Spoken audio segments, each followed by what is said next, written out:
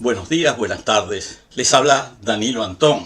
Estoy presentando nuevamente el canal Mitos y Verdades.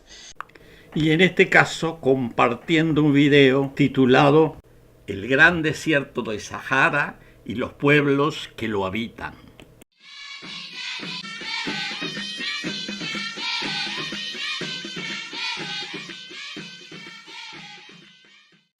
El Sahara y los pueblos que lo habitan.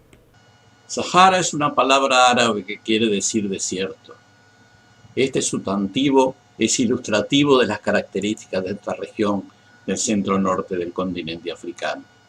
Utilizando los estándares de otras áreas pobladas del mundo, el Sahara es un extensísimo territorio desértico, un ambiente con muy poca vida vegetal y animal, y consecuentemente escasa habitación humana. El clima es árido, muy cálido en verano y fresco en invierno. Los promedios de precipitaciones están generalmente por debajo de 100 milímetros por año y en muchos lugares son inferiores a 20 milímetros. La temperatura de los mediodías de verano supera con frecuencia los 50 grados centígrados, llegando cerca de 60 grados en algunos sitios. La máxima temperatura registrada es de 57,5 grados centígrados en El Azizia, noroeste de Libia, en 1922.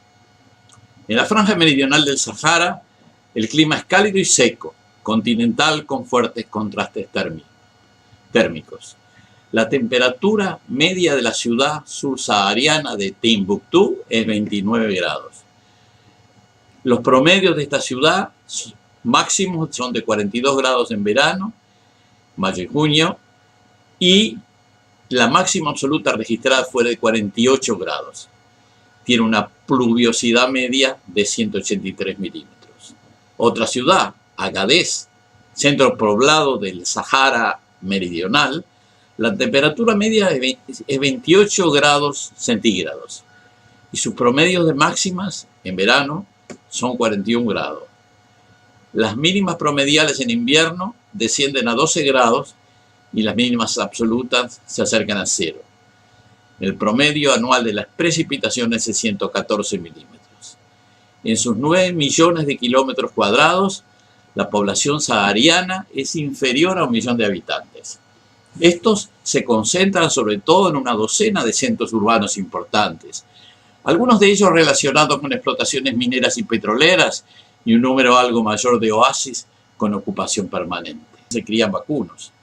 En las zonas de oasis cerca de los acuíferos longitudinales de los wadis y alrededor de manantiales y pozos se lleva a cabo una agricultura hortícola y frutícola a la que se agrega el cultivo de palmas datileras. La región sahariana contiene además varios centros de explotación minera, las minas de sal en Mali y Níger, los hidrocarburos en Argelia y Libia y los fosfatos en Marruecos y Túnez.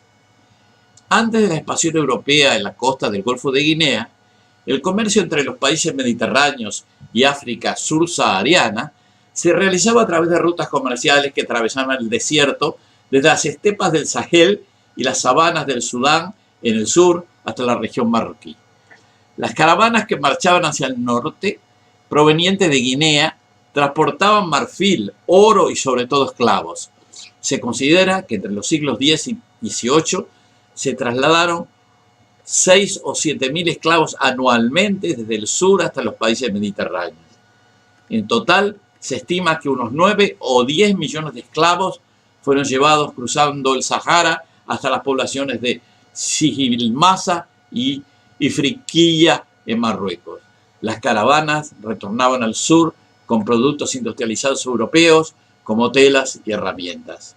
Además, había un importante comercio local de sal proveniente de los abundantes yacimientos de Taodeni y Bilma en pleno desierto. La producción de sal de Taodeni se transportaba, y aún se transporta, hasta Timbuktu, que es el principal centro urbano del norte de Malí, distante 664 kilómetros de la capital, y la de Bilma a la ciudad de Agadez a 557 kilómetros, ambas situadas en Níger septentrional. La red de transporte de mercaderías a través del Sahara que se iniciaba en Marruecos y Trípoli, y cuyas bases principales saharianas estaban en Timbuktu y Agadez, han disminuido considerablemente. Desde el siglo XIX, incluso antes, la mayor parte de las redes comerciales comenzaron a dirigirse desde y hacia los puertos de la costa de Guinea. En la actualidad, las mercaderías entran y salen por los puertos de Lagos, Accra y Abidjan, comunicándose por vía terrestre con las principales ciudades del interior: Kano, Niamey, Bamako, Ouagadougou y otras. Algo de historia de leo-africanos. El Hassan Ben Mohammed El Ghazan Es-Sayati fue un viajero árabe nacido en Granada en 1485. Había sido expulsado de su ciudad natal en 1492 con su familia, refugiándose en la ciudad de Fez, en Marruecos. Acompañando a su tío, participó en varias expediciones diplomáticas en África del Norte y en la región sahariana. En su juventud fue capturado por piratas y llevado ante el Papa Leo X, quien lo bautizó con el nombre de Johannes Leo de Medici y le encomendó escribir en italiano una descripción detallada de África. Estos trabajos culminaron en la publicación de un libro titulado «De la descrizione dell'Africa e delle cose notabili che vi sono». Los relatos de El Hassan Ben Mohammed, conocido en Europa como leo-africanos, suministraron la mayor parte de los conocimientos que tuvieron los europeos sobre África en los siglos XVI y XVII. Son ilustrativas las descripciones de Timbuktu, que permiten apreciar la importancia de las actividades económicas sur-saharianas de esa época. De acuerdo a la descripción de leo-africanos, a principios del siglo XVI, en Timbuktu había abundante suministro de cereales, ganado, leche y manteca producida localmente. No pudo observar ni jardines ni huertas en los alrededores de la ciudad. En la actualidad, la importancia de Timbuktu ha disminuido considerablemente. Posee 55.000 habitantes y es la remota capital de la región septentrional de la República de Malí. Los tuaregs, la nación de los tuaregs. Las tuaregs o Imojag, que se autodenominan Kel Tamashek, que quiere decir hablante del Tamashek, son uno de los principales pueblos que habitan el Sahara. Étnicamente están emparentados con los bereberes del norte de África, los guanches de las Islas Canarias, los etíopes y los somalíes. Su población total es de aproximadamente 1.200.000, distribuidos en 5 países: Mali, Níger, Argelia, Libia y Burkina Faso. Históricamente basaban su economía en el pastoreo de camellos y en menor grado de vacunos, en la explotación y transporte de sal y en el comercio transsahariano. Originalmente eran un conjunto de tribus dispersas en el desierto, hasta que, de acuerdo a la tradición, fueron unificadas por una reina conocida como Tin Hinan, que literalmente quiere decir ella de las tiendas. También se la conoce como reina del Hogar. Su tumba está situada en Abalesa, en la región del Hogar, en Argelia. Fue descubierta por el ejército francés en 1925 y estudiada por arqueólogos desde 1933. Contenía el esqueleto de una mujer en una litera de madera con 7 pulseras de plata en el brazo derecho y 7 de oro en el brazo izquierdo. También había un anillo de oro y restos de un collar de perlas auténticas y artificiales. Algunas de las leyendas cuentan de la existencia de una mujer coja que había llegado del oasis Tafilal de las montañas Atlas al-Hogar, acompañada por otra mujer que le servía, que se llamaba Takamat. De acuerdo a esta tradición, Tinjinan tenía una hija o nieta de nombre Keya, mientras que Takamat tenía 2 hijas. Según el relato, estas mujeres, cuyos nombres totémicos eran de animales del desierto, fueron los ancestros de los pueblos tuareg. Esta leyenda muestra el carácter matriarcal de estas antiguas sociedades del desierto. A pesar de sus orígenes míticos, los tuaregs contemporáneos son herederos de culturas de larga data que habitan el corazón del desierto, en particular la región del Ahagar. Todavía se desplazan en sus camellos por los áridos paisajes del Ahagar. Los tuaregs poseen su propio lenguaje y su sistema de escritura tradicional, el Tifinag.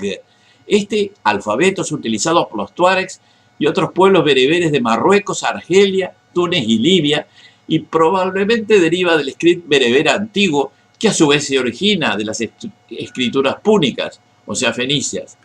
Las características del script bereber son similares a las de otras escrituras semíticas. Se escriben solo las consonantes, algunas letras tienen más de una morfología, y las inscripciones en monumentos se escriben en filas horizontales de derecha a izquierda. Durante el siglo XX, después de la independencia de los estados saharianos y sahelianos, los tuaregs sufrieron cambios en sus costumbres ancestrales. Antes los tuaregs podían recorrer libremente el desierto con su ganado en busca de agua y pasturas, y para mantener contactos regulares con las diversas comunidades que habitaban su vasto territorio. A pesar de la instauración de los nuevos estados y la demarcación de sus fronteras políticas, los tuaregs se vieron impedidos de continuar con las migraciones periódicas, impidiéndose o dificultándose los intercambios transfronterizos.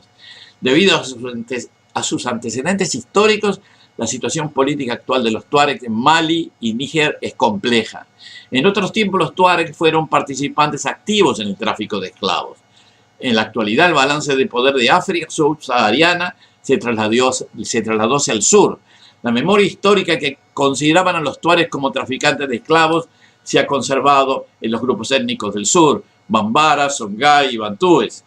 Otro factor fue la migración hacia los centros urbanos luego de la independencia, en particular en Argelia y Libia.